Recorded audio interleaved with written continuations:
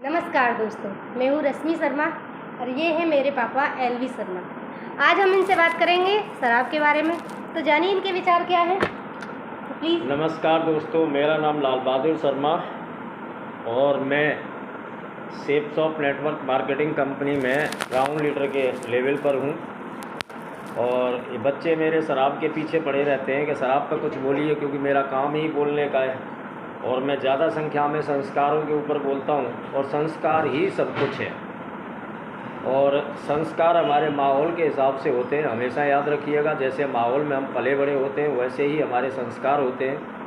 तो टॉपिक से नहीं भटकेंगे हम। और बेटी ने बोला है शराब के ऊपर, क्योंकि शराब इन्होंने भुगती है, इसलिए इनका टॉपिक शराब के ऊपर है।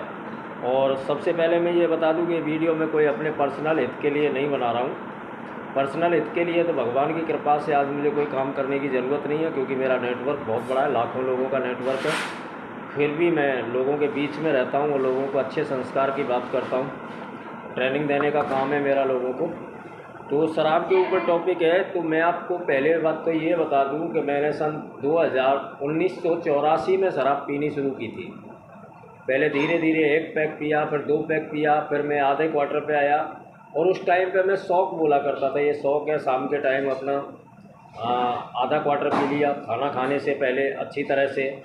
और ज़िंदगी बहुत बढ़िया चल रही थी। मैं सेल्स लाइन में था उस टाइम पर, और सेल्स लाइन में मैं टूरिंग में रहता था, तो शाम को होटल वगैरह में रहता था, गेस्ट हाउस में रहता था, तो अपना आधा क्वार्टर में अपना पी लिया करता था। पर मैं ये भी बोलता हूँ कि ज़िंदगी कभी भी कुछ भी कर सकती है, ज़िंदगी किसी भी मोड़ पे आके खड़ी हो सकती है, हमें कोई पता नहीं है। क्या हमने कभी सोचा था कि कोरोना जैसी चीज़ आएगी, परंतु आई। तो ज़िंदगी में कोई भी घटना हमारे साथ घट सकती है। एक समय आया कि मेरा जॉब छूट गया, और जॉब छूटा तो मैं माइंड टेंशन में रहने लग गया और जॉब की कहीं सेटिंग नहीं हो पा रही थी। तो उस टेंशन में मैं शराबी बन गया, और इतना बड़ा शराबी बना कि मेरे पास धीरे धीरे धीरे धीरे करके चीज़ें समाप्त होती जा रही थी। और एक समय आया, मैं भी परेशान था, और मैं अकेला नहीं हूँ, और मेरे साथ में परिवार, बीवी, 4 बच्चे, हम सब रोड पे आ गए थे, बहुत दुखी थे, बहुत परेशान थे। तो मैंने ज़िंदगी का अवलोकन किया और सन 2005 में मैंने शराब को छोड़ने का फ़ैसला कर लिया। और शराब को छोड़ा मैंने 2005 में, और कसम खाई मैंने कि मैं खाली क्वार्टर से हाथ नहीं लगाऊंगा, और मैंने खाली क्वार्टर आज तक हाथ नहीं लगाया। और उस दिन के बाद बहुत स्टडी की, बहुत जाना जीवन के बारे में बहुत ढेर सारी ट्रेनिंग ली। और ट्रेनिंग लेने के बाद मैंने एक ही बात बताई, मैं एक ही बात बताना चाहता हूँ कि जिस घर में कोई व्यक्ति शराब पीता है, तो मैं ऐसे बोलता हूँ कि वो घर में या तो कैंसर का रोगी है या टीबी का मरीज़ है। क्योंकि संस्कार हमारे घर में डेवलप होते हैं, जैसा हम करते हैं वैसा बच्चों में डेवलप होते हैं। अगर हम शराब पी रहे हैं तो बच्चे भी हमें देख रहे हैं, परिवार वाले भी हमें देख रहे हैं, तो वो संस्कार बच्चों के अंदर डेवलप हो सकते हैं। और कहीं ऐसा ना हो कि हमारा संस्कार बच्चों में कोई गलत संस्कार चला जाए और उस संस्कार की वजह से और हमारा सब कुछ खराब हो जाए।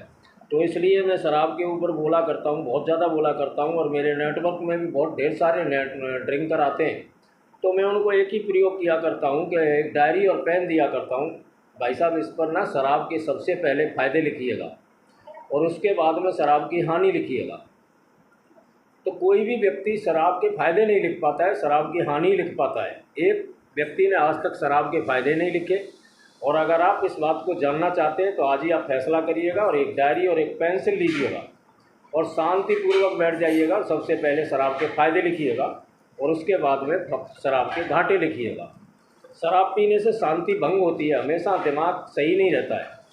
तो एक कहानी सुनाना चाहूँगा कि एक बार एक राज्य में एक महात्मा जी रहते थे, और वो महात्मा जी से कोई गलत काम हो गया।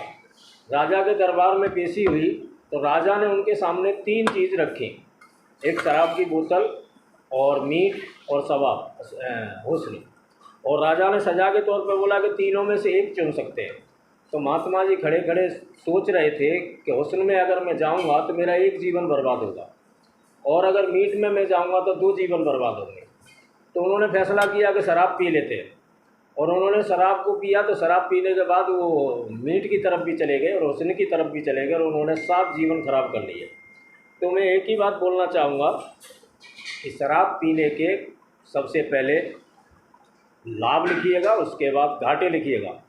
उसके बाद में मैं एक बात कहना चाहूँगा कि कोई भी संस्कार हम ऐसे सोच रहे हैं कि वो हमारे ही साथ है, वो समाज में भी ट्रांसफ़र होता है, हमारे घर में भी ट्रांसफ़र होता है। और हर चीज़ की एक नेटवर्किंग होती है। जैसे हम शराब पीते हैं तो कहीं 4 दोस्तों में पी रहे होते हैं, तो वो 4 दोस्त हमारे नेटवर्क में होते हैं, फिर वो 4-4 के भी कहीं ना कहीं 4-4 होते हैं।